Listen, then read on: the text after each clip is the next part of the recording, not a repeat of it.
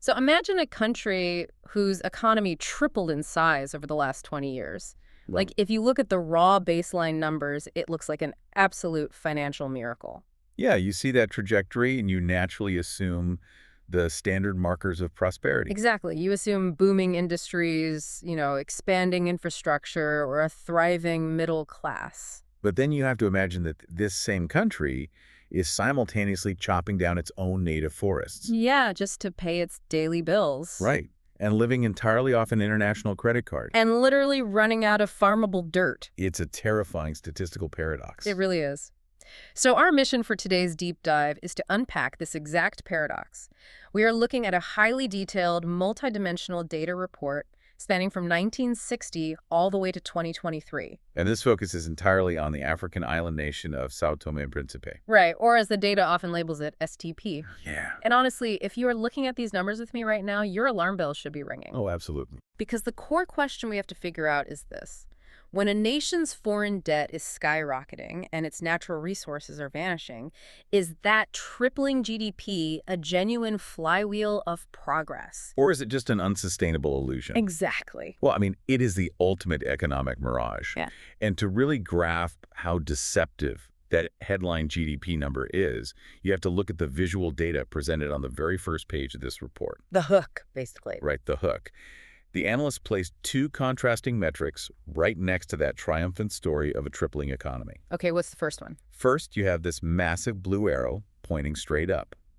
And that represents the country's reliance on external debt and foreign aid. Wow. To put a specific number on it, in some years, official development assistance, which is basically foreign charity, surpassed 20% of their entire gross national income. Wait, 20%? So 20% of all the money flowing through the country is just handed to them from the outside? Yeah, That is staggering. it is. Yeah. But then, you look at the second metric. Right next to that blue arrow is a glaring red arrow pointing sharply down. Okay, and what does the red arrow represent? That represents net forest depletion. Oh, wow. Yeah. The economic cost of stripping their own forests equated to 4% of their gross national income in some years. I mean, that's just wild. So on one hand, they are relying on unprecedented levels of outside help. Right. And on the other, they are liquidating their own physical environment at this alarming rate. Exactly. That immediately frames our entire exploration today. We aren't just looking at standard growth, we are looking at borrowed growth. Borrowed growth, yeah. That's the perfect way to phrase it. So to understand how a country can simultaneously get richer on paper while physically consuming its own foundation, I think we have to start by looking at the ground they're standing on. Literally. Yeah, literally, because you can't understand a national economy without understanding its physical geographic limits. Right. And São Tomé and Príncipe is not some vast continent with endless frontiers. No, it's an incredibly constrained island ecosystem. The physical constraints are absolute. I mean, the data shows a total land area of just 960 square kilometers. Which is tiny. It is. That is the ultimate hard boundary for every economic decision made in the country. I was actually trying to visualize 960 square kilometers earlier for you listening. Think about New York City. The 5 boroughs of New York take up about 780 square kilometers. Oh. Right. So we are talking about an entire sovereign nation with all of its agricultural needs, its housing, its roads, its industry crammed into an area just slightly larger than New York City. And within that tiny, unyielding footprint, the demographic data reveals a massive pressure cooker. Let's look at the population density trend line then. Yeah, so in 1960, the report shows there were 71.5 people per square kilometer. Which feels somewhat manageable, right? Like, you have some breathing room, you can have farms, you can have forests. Sure, but follow that exact same metric to 2022. Okay. The density has skyrocketed to 240.5 people per square kilometer. What? The population more than tripled, but obviously the island didn't grow a single inch. So mathematically, something has to give. I mean, if you triple the amount of people sharing the exact same physical space, the resources per person don't just shrink, they collapse. They absolutely collapsed. And the data point that jumped out at me the most was the arable land per capita. Yeah, this is perhaps the most vital survival metric for any developing nation. Can you define arable land real quick? Sure, arable land is simply land that can be plowed and used to grow crops. It is the soil that generates the baseline calories to keep a population alive. And the numbers here are completely alarming. The arable land per capita shrank from 0.042 hectares down to just 0.017 hectares per person. Let's break down the mechanics of that calculation because it's important. Okay. The denominator, which is the population, is exploding. Mm-hmm. And the numerator, the total farmable land, is not only static, but as we'll see later with the environmental data, it's actually degrading due to erosion and overfarming. So mathematically, the slice of the agricultural pie for each citizen becomes microscopically thin. I really want to make 0.017 hectares tangible for you listening. Think of a standard tennis court. A tennis court is roughly 0.016 hectares. So 0.017 hectares is significantly smaller than a single tennis court. Right. I'm doing the mental math on this right now, and I have to push back on the survival mechanics here. Go ahead. If you tell me I only have a patch of dirt smaller than a tennis court to grow all the corn, wheat, or vegetables to feed a human being for an entire year, well, the calories simply do not add up. No, they don't. We are starving. How is this country functioning? Are they just importing absolutely everything they eat? You've perfectly identified a threshold that ecologists and economists call carrying capacity. Carrying capacity. Right. Carrying capacity is the maximum population size of a species that an environment can sustain indefinitely, given the food, habitat, and water available. When a nation's farmable land drops below the size of a tennis court per person, they have objectively breached their domestic agricultural carrying capacity. They cannot physically grow enough calories to survive. So the classic developmental model, where a country slowly builds wealth through agriculture, creates a surplus, and then industrializes, that's completely off the table for them. Completely off the table. They're boxed in. They are. And exactly. This extreme physical limitation forces a systemic economic pivot. If they can't farm their way to prosperity, they must import food. Right. To import food, they need foreign currency. Okay. And to get foreign currency, they have to find a way to generate income entirely outside of traditional agriculture. Wow. This single geographic reality sets the stage for every other economic anomaly we're going to look at today. Which brings us to a massive contradiction, I think. If they hit a geographic wall on farming, you would assume they must have built a massive manufacturing sector to generate that foreign currency. You would assume that, yeah. So let's trace the actual financial trajectory. We know the headline says GDP tripled. How did a geographically constrained island with shrinking farmland manage that? Well, let's look at the raw financial totals first. The data indicates the GDP grew from roughly $76 million in 1990 to $232 million in 2022. Okay. And a report explicitly notes these figures are calculated in constant 2015 US dollars. We should quickly clarify why the analysts use constant 2015 dollars rather than just the nominal value of the money at the time. I know it strips out inflation, but why does that matter so much for this specific data set? It matters because if you just look at regular current dollars, a country can look like it's growing rapidly just because Things cost more. Exactly, just because its currency is losing value and prices are going up. By using constant dollars pegged to the year 2015, the analysts removed the distorting noise of inflation. Right. So when we say the economy went from 76 million to 232 million, we are talking about real, tangible expansion in the actual volume of goods and services being exchanged. It is real growth. But the growth curve isn't a smooth, predictable slope. No, not at all. Because I was looking at the timeline, and there is a massive, jagged spike that just leaps off the chart. Around the year 2001, the data shows an explosive GDP growth rate of 23.4% in a single year. Yeah, 23.4% annual growth rate is structural shock territory. Definitely. In standard economic models, a mature economy aims for steady 2 to 3% growth. Right. A hyper-developing nation might sustain 7 to 10% for a decade. But hitting over 23% means something massive and exogenous hit the system. My first thought was they must have discovered a gold mine or struck oil. Is that what happened? You are incredibly close. Oh, really? Yeah, around the late 90s and early 2000s, there was intense global speculation regarding potential offshore oil reserves in their waters. Ah. This triggered a flood of foreign investment.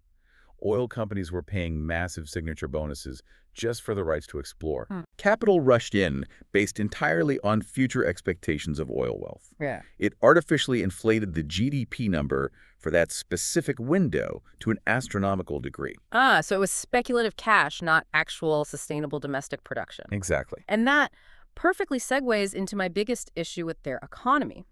Let's look at the sector breakdown. Where is the everyday money actually being made today? Right. Because the report shows the economy is overwhelmingly driven by the service sector.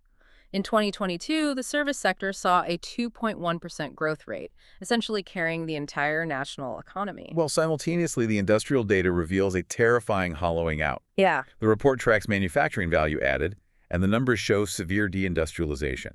Manufacturing is practically non-existent. And what little manufacturing base they do have is highly unstable. Extremely unstable. In 2017, the data shows a shocking negative 54.4% collapse in manufacturing. Let's just pause on that number. A negative 54.4% collapse in a single year. Yeah. Imagine living in a town where half of the factories, half of the workshops, just permanently lock their doors over a 12-month period.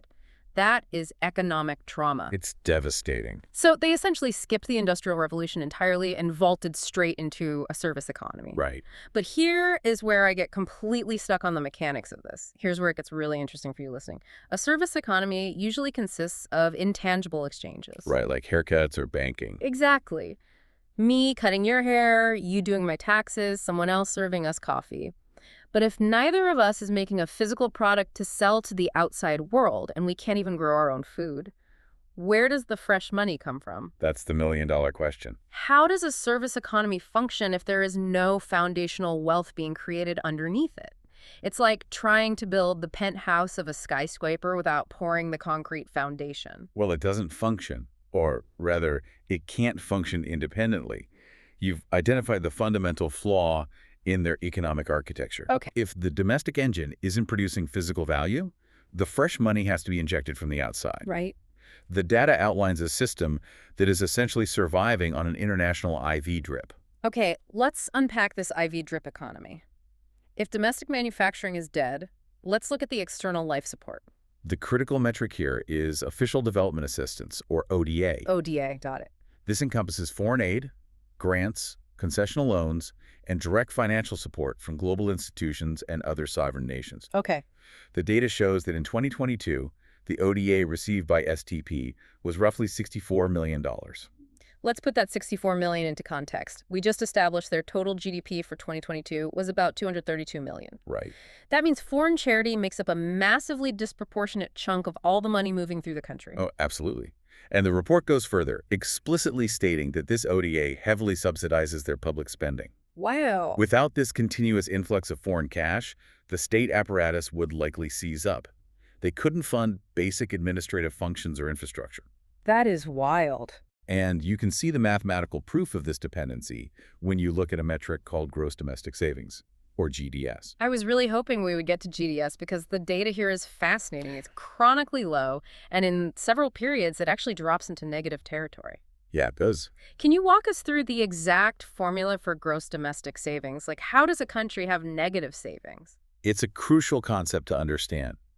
Gross domestic savings is calculated by taking a country's gross domestic product, which is the total value of everything it produces, and subtracting its final consumption expenditure. Which is everything it consumes. Exactly. Okay, so if my national economy produces $100 worth of value and my population consumes $90 worth of food, fuel, and goods, my gross domestic savings is $10. I have $10 left over to invest in a new bridge or a school. Correct. But a negative gross domestic savings rate means the population is physically consuming more value than it is producing. Right. So if STP produces $100 of value, they might be consuming $110 or $120 of value. So what does this all mean for the listener? If I try to map that onto a personal finance scenario, it's like living completely off a high-interest credit card. That's exactly what it's like. You're buying groceries, you're going out to eat. So your personal GDP looks like you have a great lifestyle. Right. But your actual bank account is completely overdrawn. And the only reason you haven't gone bankrupt is because a wealthy relative, in this case international donors, keeps magically paying off the minimum balance every month. That credit card analogy is disturbingly accurate, especially when we look at how they structure their actual borrowing. Okay, let's look at the borrowing. The debt data reveals a heavy historical reliance on short-term debt. The report highlights that in 2010, short-term debt accounted for an incredible 14.9% of their total external debt. I want to dig into that because the difference between short-term and long-term debt seems vital here. Why is almost 15% short-term debt such a massive red flag for a sovereign nation? It all comes down to the mechanics of capital investment and time horizons. When a country takes on long-term debt, say a 30-year infrastructure bond, they have 3 decades to use that money to build a seaport or a highway grid. Right. That infrastructure gradually improves the economy, generates tax revenue, and slowly pays off the bond. It is productive debt. You are buying an asset that pays for itself over time. Right. But short-term debt, which usually matures in a year or less, isn't used to build seaports. It's almost exclusively used for immediate liquidity. To pay the bill. Exactly. It's used to pay this month's fuel import bill or keep the government payroll from bouncing. Oh, man. And the existential peril of short-term debt is something called rollover risk.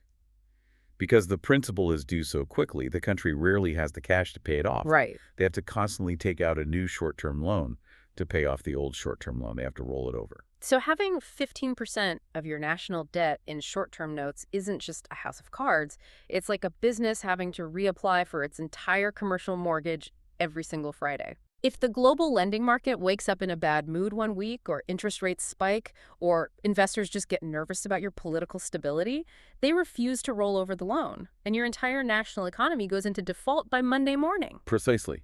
It leaves the country incredibly vulnerable to external shocks that have nothing to do with their own domestic policies. Wow. And the broader macroeconomic data confirms this precarious balancing act. The report shows their current account is in a persistent long-term deficit. Meaning they import more than they export. They consistently import far more than they export, yes. The only way the math balances at the end of the year is through financial account inflows, so foreign investment and external debt relief programs. Which leads me to a really uncomfortable question about human incentives. I have to ask, does this aid dependency actually destroy the incentive for FTP to build its own industries? How do you mean? Well, if you are a government official in STP, and you know the current account deficit will magically be wiped out by debt relief, and you know that $64 million in ODA is going to arrive every year to fund your public spending, why bother? Right. Does that completely destroy the incentive to actually do the grueling, unpopular work of building a domestic tax base?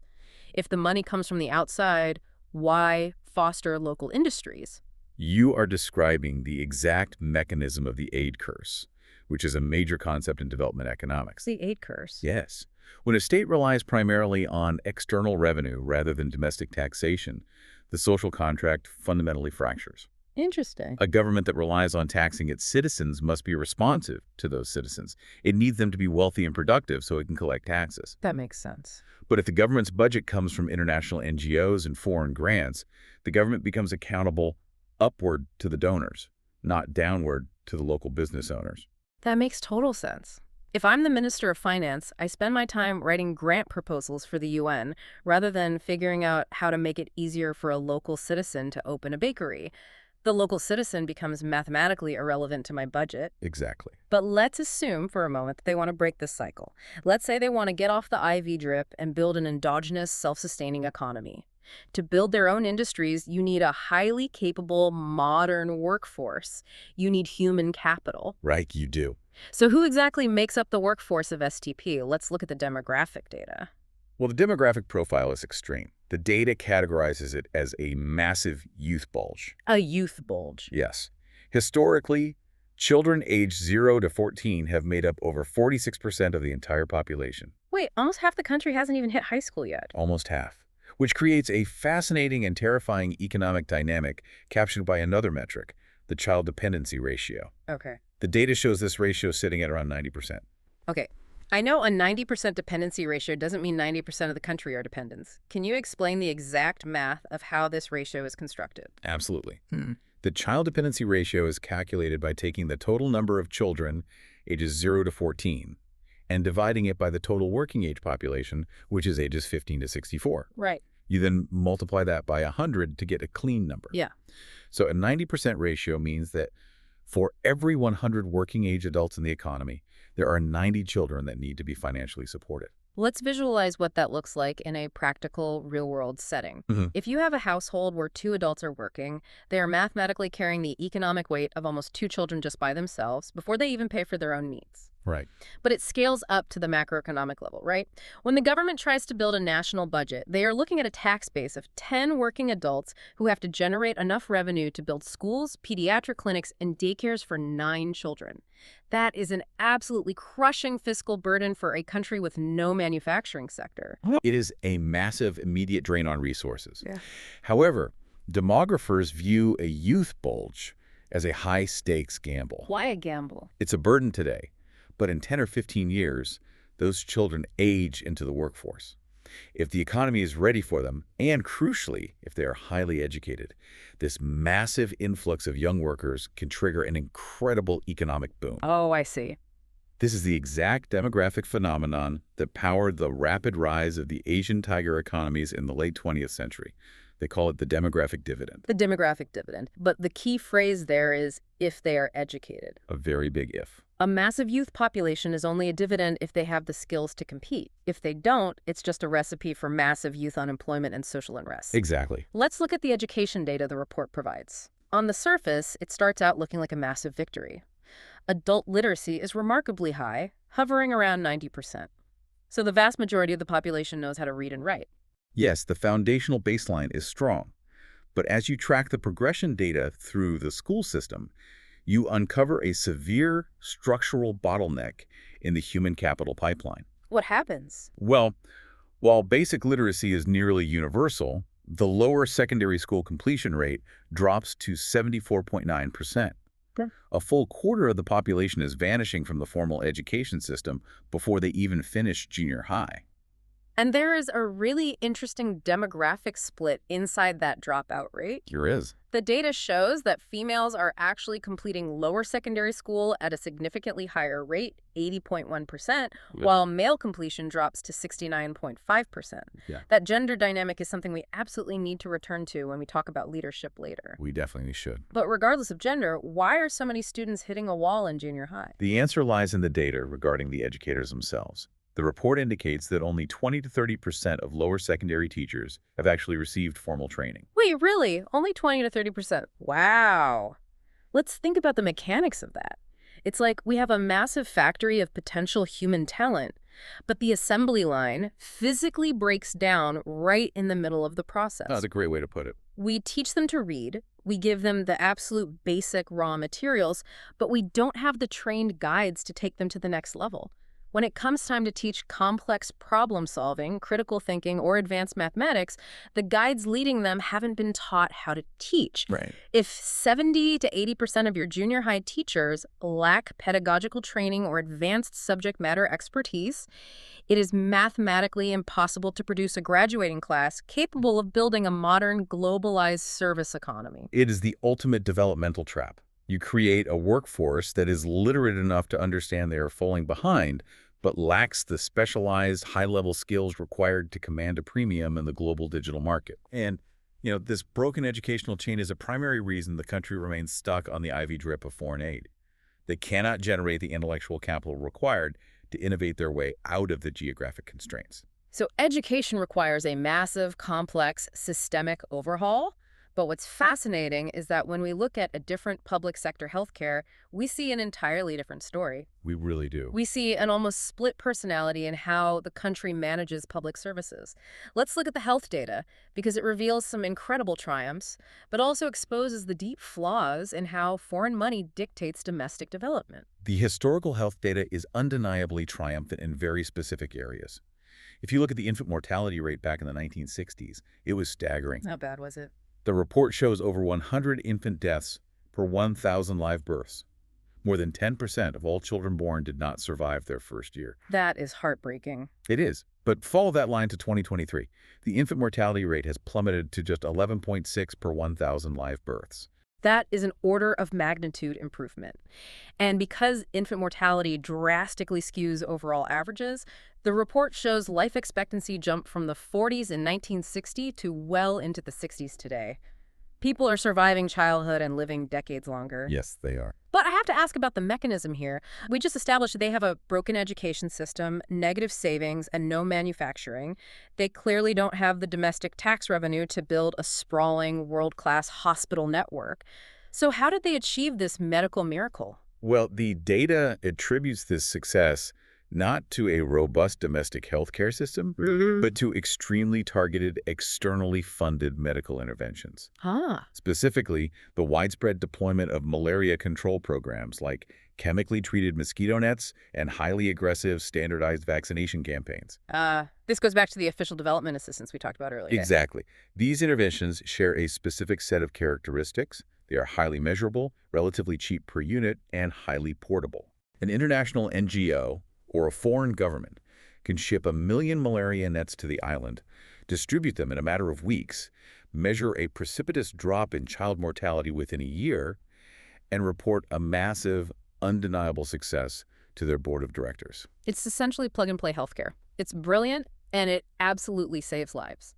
But the data also shows the strict limitations of this approach, right? It does. Because while they have successfully suppressed communicable infectious diseases like malaria, the report highlights that non-communicable diseases, or NCDs, things like cardiovascular disease, diabetes, and cancer, still pose a roughly 14% death probability for people between 30 and 70 years old. And that exposes the difference between an intervention and an institution. What do you mean? You cannot cure diabetes with a one-time airlift of supplies. Yeah. Managing NCDs requires a completely different kind of healthcare architecture. Right. It requires diagnostic labs, consistent supply chains for insulin or hypertension medication, long-term patient tracking, and highly trained specialists. It requires a systemic infrastructure. Which they don't have. Right. And this lack of underlying infrastructure becomes blindingly, painfully obvious when we shift from the healthcare data to the sanitation data. Yes. The sanitation gap detailed in this report is mind-blowing when you compare it to the triumph over infant mortality. It's a huge contrast. According to the data, urban access to basic sanitation is only 48%. Rural access is even worse, sitting at a dismal 39%, and shockingly, roughly 33% of the entire population still practices open defecation. Let's parse the massive contradiction between these two realities. How can a country successfully eradicate complex, deadly tropical diseases, but utterly fail to provide a third of its population with a basic toilet? It's wild. It fundamentally comes down to the mechanics of capital allocation and the friction of domestic governance. Walk us through that. Why is a vaccine easier than a toilet? A vaccination program is a high-tech Band-Aid. It doesn't require fundamentally altering the physical environment. Okay. Systemic infrastructural investments, like underground plumbing, water treatment plants, and municipal sewer grids, require massive, sustained capital expenditure over decades. Right. It's not a quick fix. Exactly. It requires intense urban planning, eminent domain, tearing up city streets, and continuous daily maintenance by highly trained domestic civil engineers. This is a profound paradox. We can eradicate complex diseases using foreign money and foreign science, but we can't build basic underground pipes because that requires complex domestic institutional capacity. Precisely. It feels like we are applying cutting-edge medical band-aids while completely ignoring the foundational plumbing of civilization. I have to ask the skeptical question. Is this because foreign donors prefer funding sexy medical cures rather than invisible sewer systems? It's much easier to put a smiling, vaccinated child on a fundraising brochure than a concrete sewer pipe. Donor preference plays a massive role. International aid agencies want measurable, rapid results within their own budget cycles. Which makes sense from their perspective. Sure, but building a national sanitation grid takes 20 years and is inevitably plagued by political delays, land disputes, and corruption. So donors default to the fast, measurable medical interventions, leaving the heavy, unglamorous infrastructure to a local government that we already know has zero domestic savings. Okay, so foreign money buys the vaccines, but it takes local government planning to build the sewers. If the plumbing is failing, I have to ask, who is actually in the room making these urban planning decisions? Are the most qualified people even at the table? That's a great question. Let's look at the institutional friction and power dynamics in STP. And to do that, I want to go back to that fascinating demographic split we saw in the education data earlier. Right. We noted that women are significantly outperforming men in the educational pipeline. By a lot. Yeah. The data shows 80.1% of females complete lower secondary school compared to only 69.5% of males. Furthermore, health data universally shows women outperforming men in life expectancy. So demographically, women are the longest living, best educated segment of the population. They are the premium human capital of the island. But then you look at the data regarding the real economy and the halls of power, and that educational advantage completely evaporates. It hits a brick wall. It really does. The report shows women hold only 14.5% to 23.6% of parliamentary seats over recent years. And there is a persistently large gap in labor force participation. Let's connect the macroeconomic dots here. You have an economy that is entirely dependent on the service sector. It desperately needs high-level intellectual capital to innovate and grow. Right. Your most qualified educated demographic is women. Yet, due to systemic cultural biases or institutional barriers, they're hitting a massive glass ceiling. They're largely excluded from top-level political decision-making and formal economic leadership. So women are winning the race in school and health, but hitting a glass ceiling in the real economy. It's an artificial constraint on talent. The economy is essentially trying to run a marathon with one leg tied behind its back because it is systemically excluding its most qualified workers from the positions where they could actually solve the sanitation or infrastructure crises. And that institutional dysfunction isn't just limited to gender inequality. It extends to how the government manages anyone trying to build a business. Okay, let's talk about the government's role. The report includes data from the Worldwide Governance Indicators, or WGI. This is a vital data set for understanding the invisible friction within an economy. Let's look at the WGI numbers. The data shows their anti-corruption efforts wildly fluctuate, generally hovering around the 60th percentile globally. So they are better than 60% of countries at controlling outright graft, but it's volatile. Yeah. But the metric that really explains why local businesses can't get off the ground is regulatory quality. The report states STP's regulatory quality is abysmal, sitting in the 16th to 25th percentile globally. Let's translate that percentile into a tangible scenario to understand the mechanics of regulatory friction. Okay. Regulatory quality measures the ability of a government to formulate and implement sound policies that permit and promote private sector development. So basically, making it easy to do business. Right.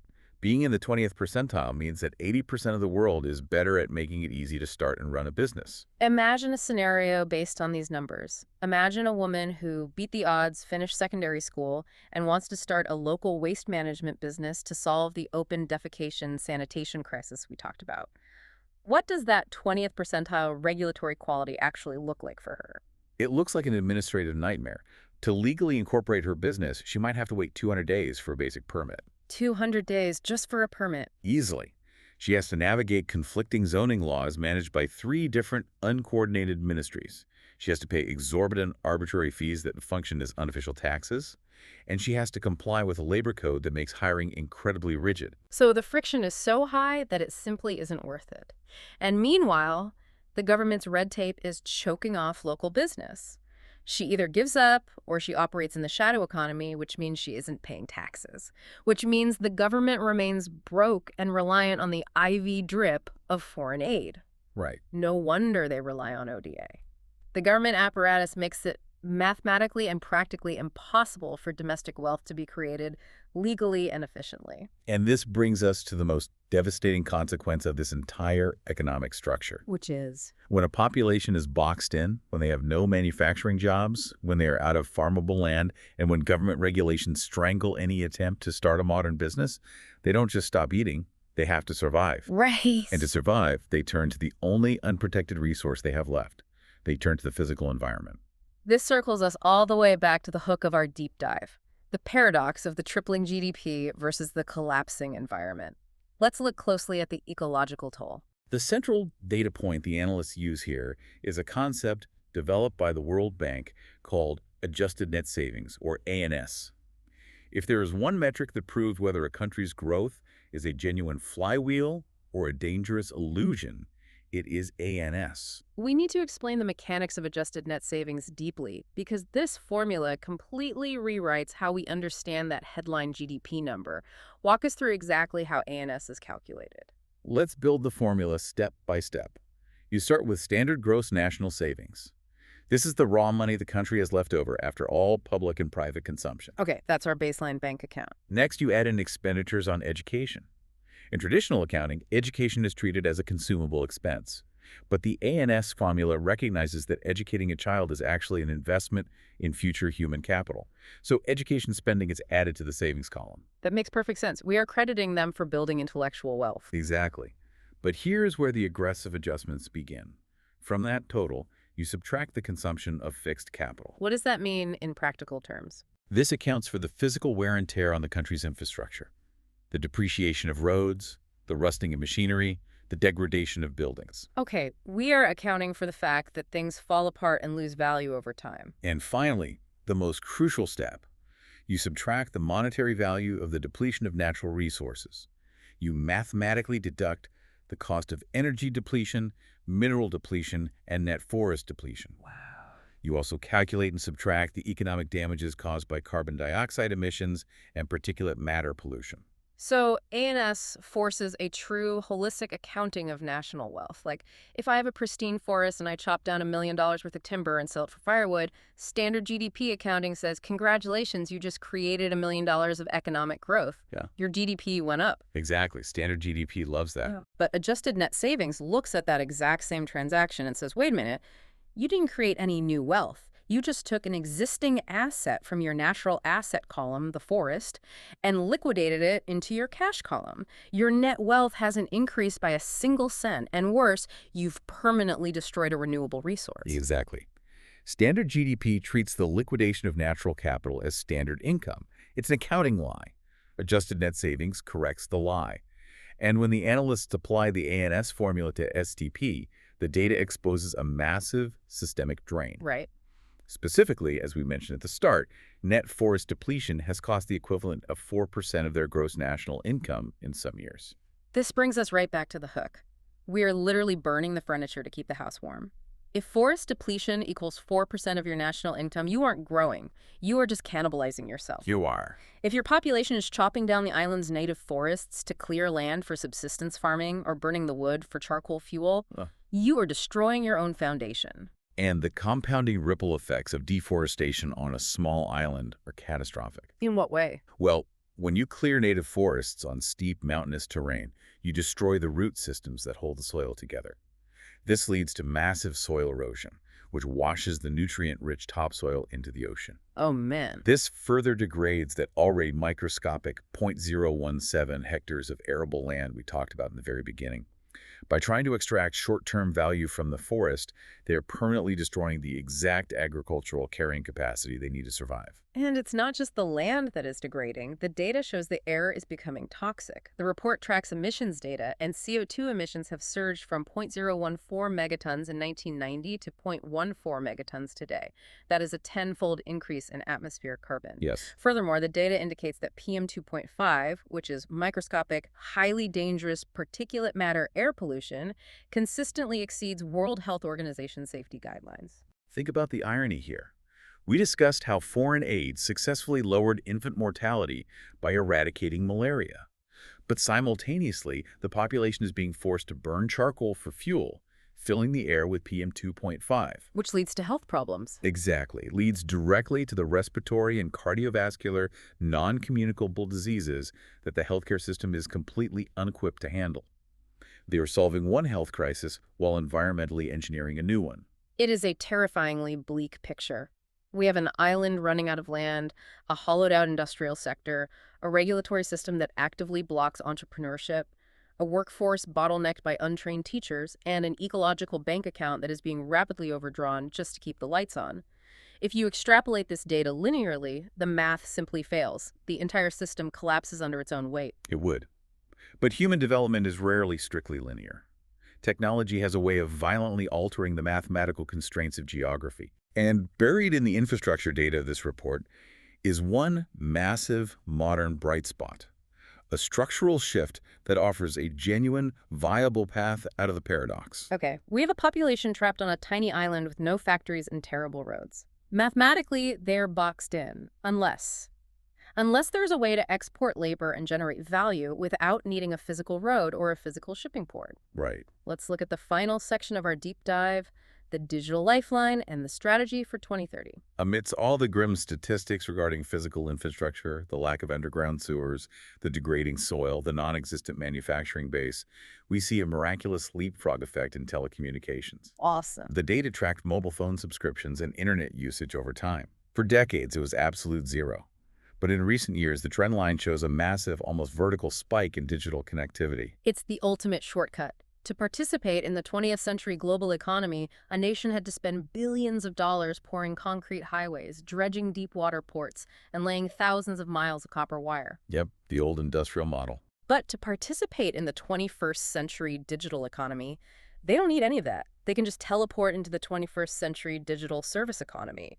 They just need to erect cellular towers and link into undersea fiber optic cables, leaping directly over the industrial era. And this changes the fundamental concept of their geographic limits. Mm-hmm. Remember the 960 square kilometers? Right, the New York City analogy. The digital infrastructure completely circumvents that physical boundary. You don't need 100 hectares of land to write software code. You don't need a paved highway to provide remote administrative support, digital design, or financial services to a client in Europe or North America. You just need a trained mind and a stable broadband connection. This connects perfectly back to our human capital data. We have that massive youth bulge over 46% of population under 14 years old. We know they have a 90% basic literacy rate. If, and it's a massive if, but if they can fix that pedagogical bottleneck in the secondary schools, if they can train those teachers and get those kids through high school, they suddenly possess an army of young, digitally connected, literate workers who can plug directly into the global service economy without ever leaving the island. That is the exact core of the 2030 strategic outlook detailed at the end of the report. The analysts outline a necessary macro shift from an exogenous model to an endogenous model. Let's define those terms in the context of our data.